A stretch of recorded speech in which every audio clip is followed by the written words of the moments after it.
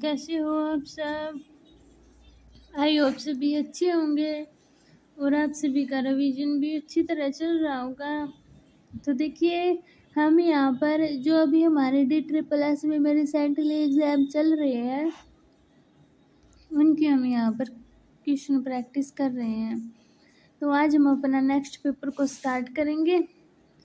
ठीक है, तो चलो फिर चलते हैं सबसे पहले अपने जीके वाले पोर्शन पर। देखिए, आपका फर्स्ट क्वेश्चन क्या दिया हुआ है, fermentation of sugar bye yeast produce यानी कि खमीर द्वारा चीनी का इक्विवेलेंट क्या कहलाता है, एथेनॉल। क्या कहेंगे उसको, एथेनॉल बोलेंगे। सेकंड क्वेश्चन में क्या दिया हुआ है, निम्नलिखित में से कौन सा कार्य आमतौर पर वित्तीय संस्थानों यानी कि फाइनेंशियल इंस्टीट्यूट द्वारा किया जाता है। तो कौन सा कार्य है, बचत और निवेश को सुविधाजनक बनाना। ठीक है, तो सेकंड ऑप्शन क्या है मेरा, राइट है।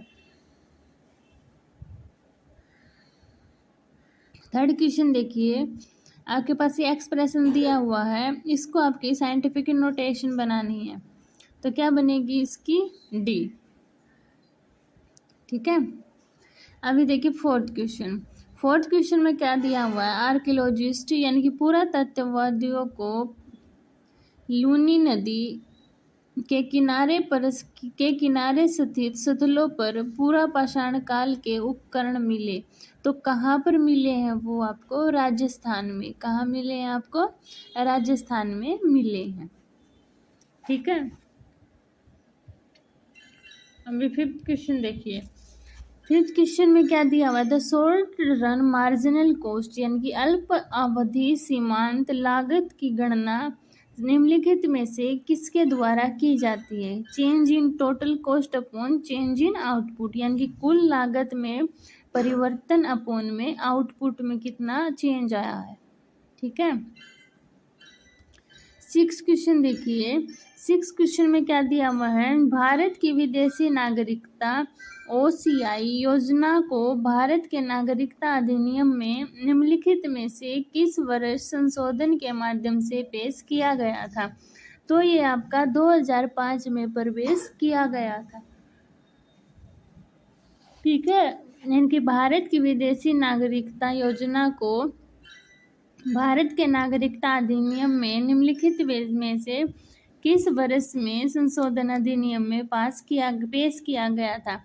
तो आपका 2005 में पेश किया गया था। 7 क्वेश्चन, खासी, पुआर और गारो अंग्रेजी के साथ भारत के निम्नलिखित में से किस राज्य की आधिकारिक भाषाएं हैं। तो कहाँ पर, मेघालय की। कहाँ की, मेघालय की आपकी क्या है, आधिकारिक भाषाएं हैं। अभी देखिए 8 क्वेश्चन, भारत की जनगणना के बारे में कौन सा कथन सही है। तो क्या है, the responsibility of conducting the यानी कि दशकीय जनगणना कराने की जिम्मेदारी भारत के महापंजीयक एवं जनगणना आयुक्त कार्यालय, भूमि एवं आवास मंत्रालय, भारत सरकार को सौंपी गई है। तो फर्स्ट क्वेश्चन में आपका क्या है, राइट है। ठीक है, फर्स्ट क्वेश्चन ये आपका राइट है। 9 क्वेश्चन देखिए।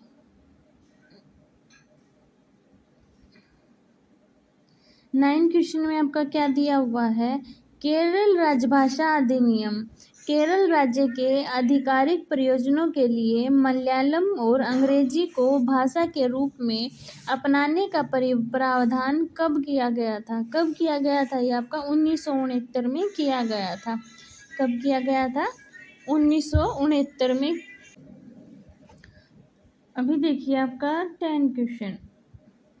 10 क्वेश्चन में आपके पास क्या दिया हुआ, how many seat are reserved यानी कि जो लोकसभा है उसमें अनुसूचित जनजाति के सदस्यों के लिए कितनी सीटें आरक्षित हैं।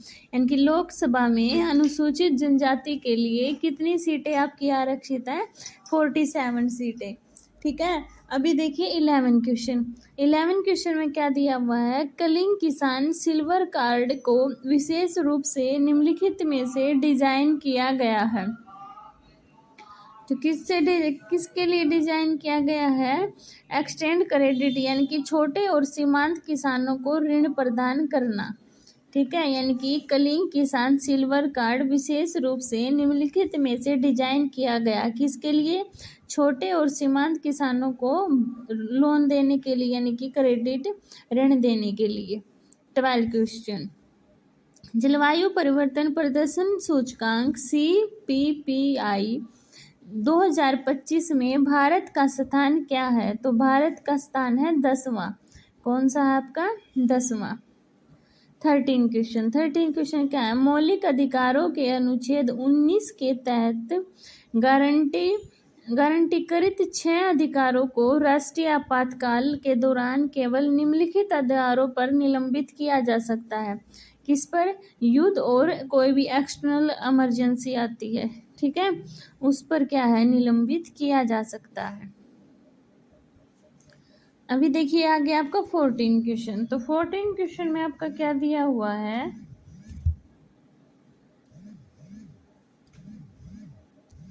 देखिए 40 क्वेश्चन में क्या है? जो हम्पी के खंडरों को 1800 में एक इंजीनियर और पुरातत्वविद द्वारा प्रकाश में लाया गया था, तो कौन थे वो? Colin Mackenzie. यानी कि जो हम्पी के खंडरों को 1800 में एक इंजीनियर और पुरातत्वविद के द्वारा उजागर किया गया था या प्रकाश में लाया गया था, वो थे आपके कोलिन मैकेंजी। नेक्स्ट क्वेश्चन क्या है आपका? SDG इंडिया इंडेक्स 2023-24 में किसे निम्नलिखित में से किसे मापता है और ट्रैक करता है? तो क्या करता है ये? 113 इंडिकेटर यानी कि संकेतकों पर राज्य और केंद्र शासित प्रदेशों का प्रदर्शन राष्ट्रीय संकेतक के रूप में रूपरेखा। अभी देखिए आपका 16 क्वेश्चन क्या है? जो तेलुगु भाषा के प्रचार के लिए आंध्र प्रदेश में तेलुगु अकादमी की स्थापना कब की गई थी? तो आंध्र प्रदेश में तेलुगु अकादमी की स्थापना 1968 में की गई थी। 17 क्वेश्चन देखिए आपका, विच कंपनी यानी कि किस कंपनी संगठन ने 2025 में AI आधारित एग्रोमेंट एडवाइजरी सर्विस को लॉन्च किया था? तो किसने? ICAR या ICRISAT ने लॉन्च किया था। ठीक है, अभी देखिए आपके नेक्स्ट 18 क्वेश्चन। तो आपका 18 क्वेश्चन में क्या दिया हुआ है? आइडेंटिफाई करनी है, यानी कि जो नील विद्रोह या जिसको नील विद्रोह या फिर क्या बोलते हैं, इंडिगो नील विद्रोह या इंडिगो रिवोल्ट, सही कथन इसके बारे में कौन सा है? तो देखो, नील की खेती मुख्यतः 2 रूपों में की जाती थी, निजाबाद और रियोती। ये आपके 2, निजाबाद और रियोती के रूप में, ये आपके 2 सही हैं। ठीक है, पहला क्या था? बिहार में 18वीं सदी के अंत में नील की खेती की जा रही थी। नहीं, नील की विद्रोह या नील विद्रोह कब? 1861 में शुरू हुआ था। नहीं, ये भी सही नहीं है। रयात जो कल्टीवेशन है, खेती है, बगान मालिक उन जमीनों पर नीलों की खेती करता था जिस पर उसका सीधा नियंत्रण था, तो ये गलत है। तो आपका डी ऑप्शन ही क्या है? राइट है। 19 क्वेश्चन, भारत के पास क्या है? पोजीशन यानी कि खाद्य प्रसंस्करण उद्योग मंत्रालय गुड़ यानी कि गुड़ के प्रोडक्शन में भारत का स्थान कौन से नंबर का है? तो भारत का स्थान है 1st नंबर। 12 क्वेश्चन, जो तीस्ता और दिहांग नदियां हैं, दिहांग नदियों के बीच स्थित कौन सा हिमालय है? वो असम हिमालय स्थित है। कौन सा हिमालय? असम हिमालय स्थित है। तो ये था आपका जीके का पोर्शन।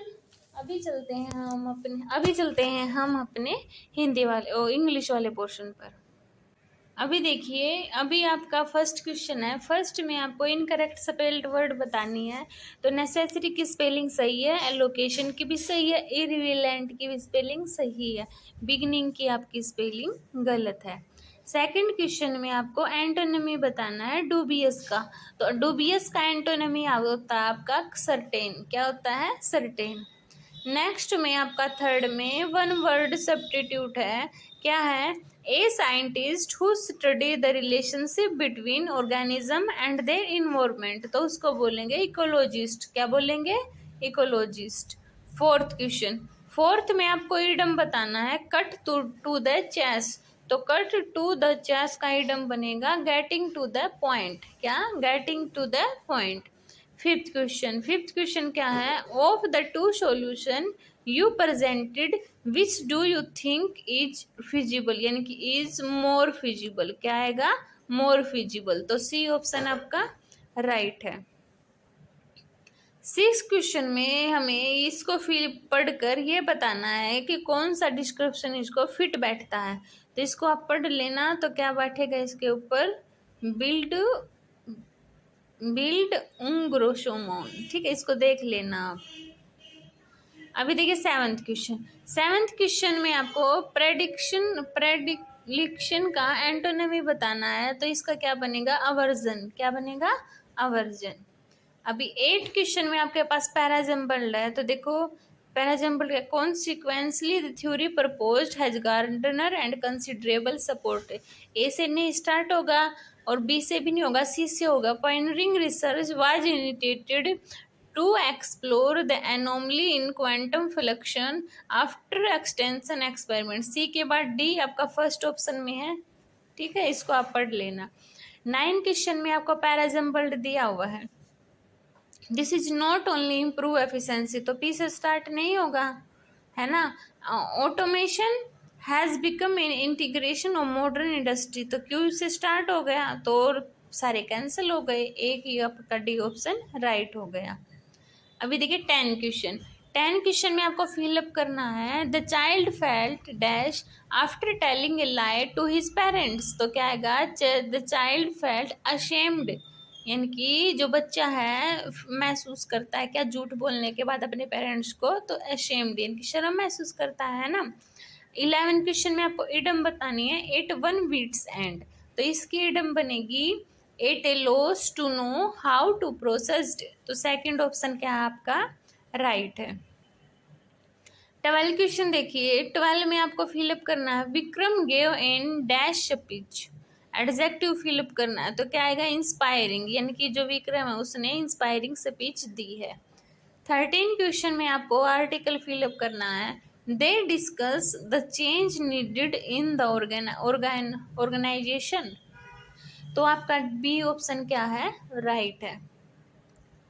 14 क्वेश्चन, 14 क्वेश्चन में आपको फिलअप करना है क्या आएगा? व्हीट ऑफ हरियाणा, इनकी स्पेशल है the wheat of Haryana is exported to all over the country, तो दोनों में आपका द आएगा। अभी 15 क्वेश्चन में आपको इनकरेक्टली स्पेल्ड वर्ड बताना है, किसमें गलत है?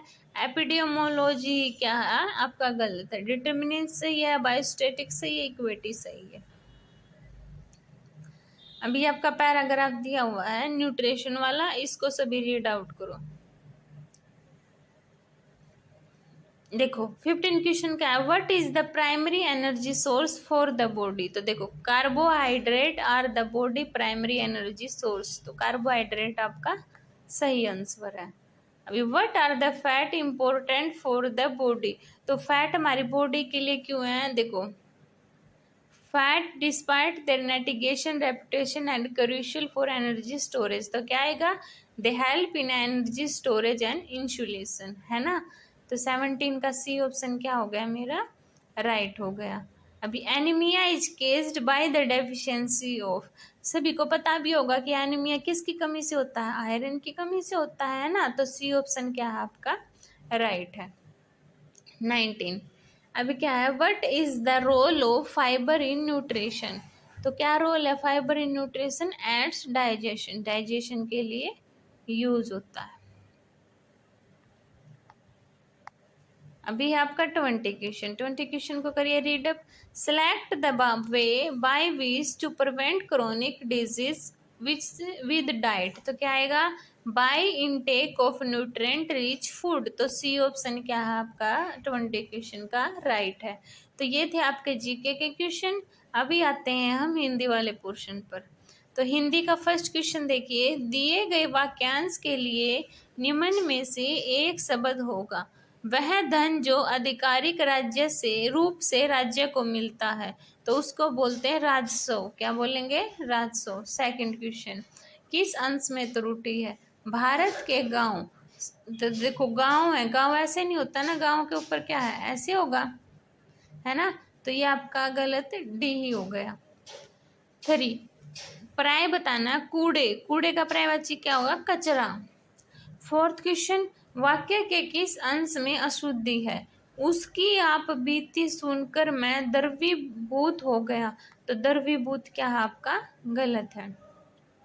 5th क्वेश्चन, निम्नलिखित वाक्य कारक के आधार पर पूर्ण करें। सुरेश परिवार के साथ पंचमढ़ी घूमने के लिए गया है, तो के है आपका ये ऑप्शन राइट हो जाएगा। 6th क्वेश्चन, प्रभु मेरी गलती को क्षमा करना, तो क्या बोलते हैं? हे प्रभु, तो ए ऑप्शन क्या है आपका? राइट है। 7th क्वेश्चन में क्या है आपको सही अरेंज करना है, तो क्या आएगा? बोलचाल का मुहावरा जिस तेजी से बदलता है बस्ती का रूप उससे कहीं अधिक तेजी से बदल रहा है, तो बी ऑप्शन क्या है इसमें आपका? सही है। 8 क्वेश्चन में आपको पर्यायवाची बताना है सांप का, तो सांप का पर्यायवाची होता है भुजंग। क्या होगा? भुजंग।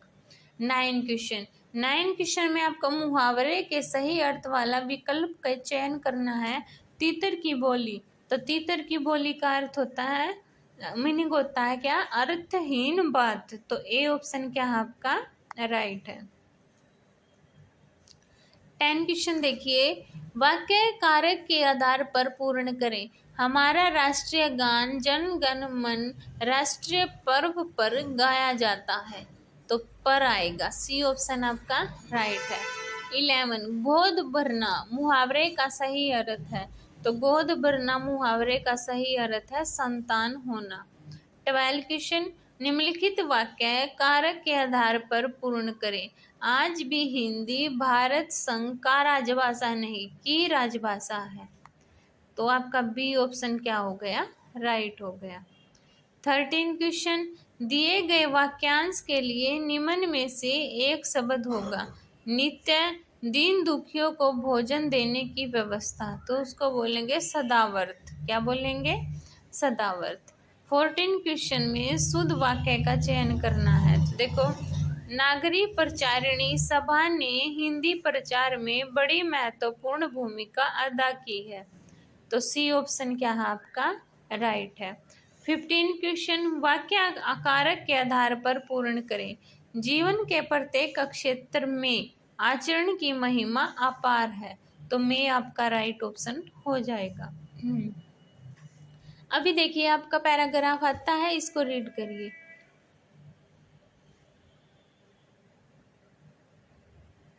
तो 16 क्वेश्चन में आपका क्या दिया हुआ है? भारतीय समाज को नई चेतना के लिए किसका सहयोग मिला, तो किसका सहयोग मिला था? अनेक प्रेरक शक्तियों का सहयोग मिला था। अभी उपयुक्त गद्यांश के आधार पर निम्नलिखित में से महान का विलोम नहीं है। देखो, ओछा भी, तुच्छ और लघु महान के विलोम में, विशाल बड़ा महान एक ही है पर्यायवाची, इसलिए इसका सी ऑप्शन राइट है। गद्यांश में पश्चात्य का अर्थ क्या है, तो क्या होगा इसका? पश्चिमी। क्या होगा? पश्चिमी। 19 क्वेश्चन देखिए, निम्नलिखित में से किस वाक्य में पराधीनता का उचित प्रयोग नहीं हुआ है, तो देखो, गुलामी का जीवन नरक से भी खराब होता है, पराधीनता का उपयोग है, उसकी बेबसी देखी नहीं जा सकती, इसमें भी यूज हुआ है, परवस्था में व्यक्ति का विकास नहीं हो सकता, इसमें भी हुआ, अतः वह सफल हो गया, तो डी में नहीं हुआ, तो डी ऑप्शन ही अपना राइट है। 20 क्वेश्चन, प्रस्तुत गद्यांश के लिए उचित शीर्षक क्या है, तो क्या होगा? भारतीय पुनर्जागरण। ठीक है, तो ये थे आपके आज के मॉडल टेस्ट पेपर, यानी कि जो आपका अभी टीजीटी नेचुरल साइंस का पेपर हुआ था। आई होप आपको ये क्वेश्चन क्लियर हुए होंगे। अगर किसी को डाउट होता है तो कमेंट सेक्शन में बता देना, हम आपके कमेंट क्लियर कर दूंगी। और प्लीज़ चैनल को सब्सक्राइब कीजिए, वीडियो को शेयर कीजिए, लाइक कीजिए। मिलते हैं नेक्स्ट वीडियो में, तब तक के लिए बाय बाय।